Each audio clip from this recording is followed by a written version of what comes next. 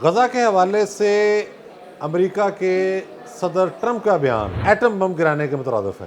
President Trump نے کہا ہے کہ جناب غزہ والے اپنا علاقہ خالی کر دیں، آپ فارغ ہیں۔ اور ہم بات کر رہے ہیں، یعنی کہ امریکہ بات کر رہا ہے مصر سے، جہاں ایک فوجی امر بیٹھا ہے جنرل سیسی، اور پھر اردن کے ساتھ کہ وہ پہلے بھی وہاں پر فلسطینی مہاجرین موجود ہیں، ان لوگوں کو وہاں مسالے۔ اتنی دیر میں ہم یہاں کیا کریں گے؟ اتنی دیر میں ہم اس علاقے کو ری بلڈ کریں گے، پہلے صفائی کریں گے پھر ری بلڈ کریں گے۔ بھی آپ ہیں کون؟ آپ ڈونر ایجنسی ہیں؟ یہ پوری دنیا کے لیے ایک قسم کی ڈیموگرافی چینج کرنے والی بات ہوگی، جس کی آنے والے دنوں میں بہت زیادہ نقصانات ہوں گے۔ اب وہ چاہتے کیا ہیں؟ ٹرمپ کے کہنے کا مقصد یہ ہے کہ آپ اس علاقے کو خالی جب کر دیں گے تو ہم یہاں ری بلڈ کریں گے۔ کب کریں گے، کیسے کریں گے، یہ نہیں بتایا، لیکن یہ اشارے ملے ہیں کہ وہ یہ چونکہ سمندر کے بعد سارا ایریا ہے، یہاں وہ تفریحی کوئی ریزارٹ بنانا چاہ رہے ہیں۔ غزہ کے حوالے سے امریکہ کے صدر ٹرمپ کا بیان ایٹم بم گرانے کے مترادف ہے۔ ایٹم بم کا مقصد کیا ہے؟ کہ نوع انسانی، یعنی کہ انسانوں کا وجود اس زمین سے ختم ہو جائے۔ یہی تباہی ہم چاہتے ہیں نا ایٹم بم بھی۔ جب آپ یہ کہتے ہیں کہ فلاں آبادی کے لوگ، فلاں ملک کے لوگ اپنا علاقہ چھوڑ کر چلے جائیں، تو اس کا مطلب کیا ہے؟ ٹوٹل صفایا۔ ایک وہ تباہی ہے جو جنگ کے ذریعے ہوئی ہے، بہت ہولناک تباہی ہوئی ہے۔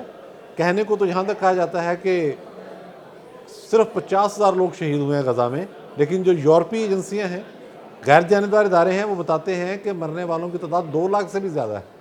اور یہ تو آپ کے علم میں ہے کہ وہاں ملبہ صاف کرنے کے لیے غزہ کے ایریا کے اندر جو تباہی وہاں مچائی گئی، اس کے لیے 21 سال درکار ہیں۔ یہ ایک محتاط اندازہ ہے اس کو ری بلڈ کرنے کے لیے، لیکن غزہ کے لوگوں کا عزم وہ آپ نے دیکھا ہے۔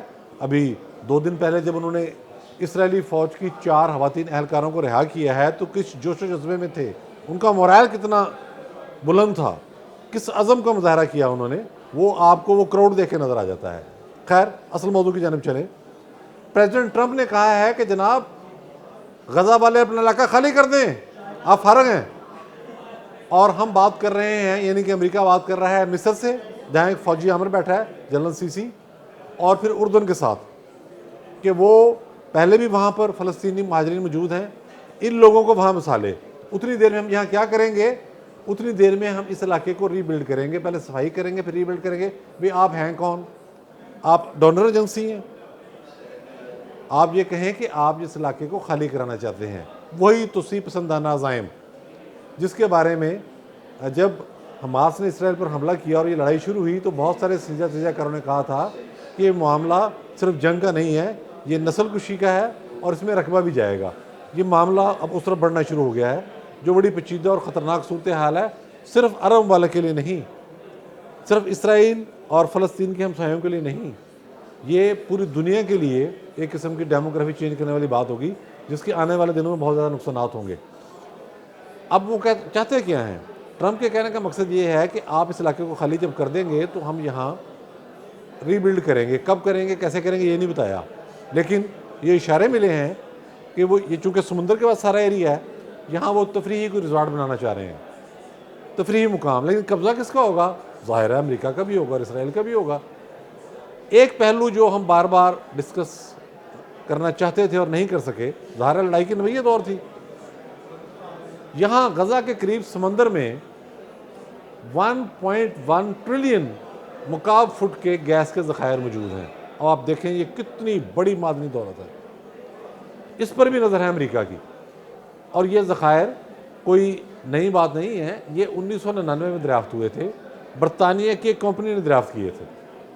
جب یہ لڑائی شروع ہوئی تو اس وقت یہ چیز سامنے آئی کہ ان ذخائر پر بھی نظر ہے عالمی طاقتوں کی، ظاہر ہے اسرائیل کی بھی نظر ہے، اس کے پیچھے امریکہ، اس کا بھی نظر ہے، یہ پورا جو بلاک ہے اس کی نظر ہے۔ وہ ان معدنی ذخائر سے بھی فائدہ اٹھانا چاہتے ہیں، پوری کی پوری دولت اپنے کنٹرول میں لینا چاہتے ہیں۔ کس کے دل میں؟ ظاہر ہے یہ یورپ کو جو گیس جاتی ہے، آپ نے دیکھا جب روس اور یوکرائن کی جنگ ہوئی ہے تو اس میں جو بحران آیا ہے، یورپ کے اندر کتنے ریٹ بڑھ گئے، اور اس کے نتیجے میں جو پاور ٹیرف تھا وہ اتنا زیادہ بڑھ گیا ایون برطانیہ کے اندر کہ لوگ بجلی کا بل دیتے ہوئے پریشان ہونے لگے تھے۔ تو یہ جو معدنی ذخائر ہیں ان پر ان کی پوری نظر ہے۔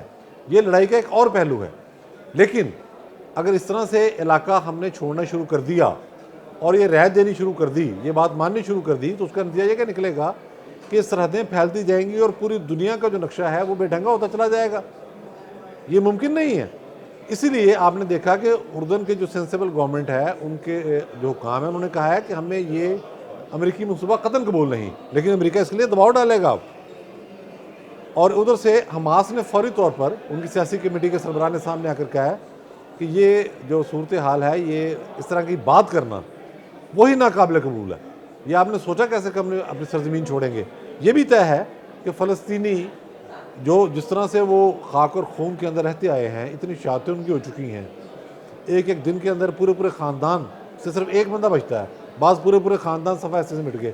انہوں نے اپنی زمین نہیں چھوڑی, وہ آئندہ بھی نہیں چھوڑیں گے. لیکن جو امریکی عزائم ہیں اس خطے کے حوالے سے, وہ اب کھل کے سامنے آ گئے ہیں. اب کوئی یہ کہے کہ یہ محض لڑائی ہے, یہ محض جھگڑا ہے, یہ شاید کوئی تہذیبوں کا ٹکراؤ ہے, یہ کوئی مذاہب کی جنگ ہے, یہ بیکار بات ہے.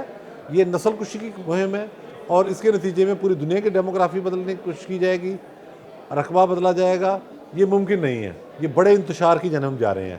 اگر میں یہی کہوں کہ ٹرمپ نے جنگ سے بھی بڑی, جو حماس اور اسرائیل کی جنگ تھی اس سے بھی بڑی جنگ اب چھیڑ دیا ہے, تو یہ بے جانا ہوگا. اس حوالے سے سب کو الرٹ ہونا ہوگا. میں توقع کرتا ہوں کہ مصری حکومت بھی بڑی جلد اس حوالے سے بیان دے گی. پھر پورا عرب بلاک سعودی عرب کی قیادت میں بڑی جلدی اس حوالے سے واضح لائحہ عمل دے گا کہ بس اینف از اینف.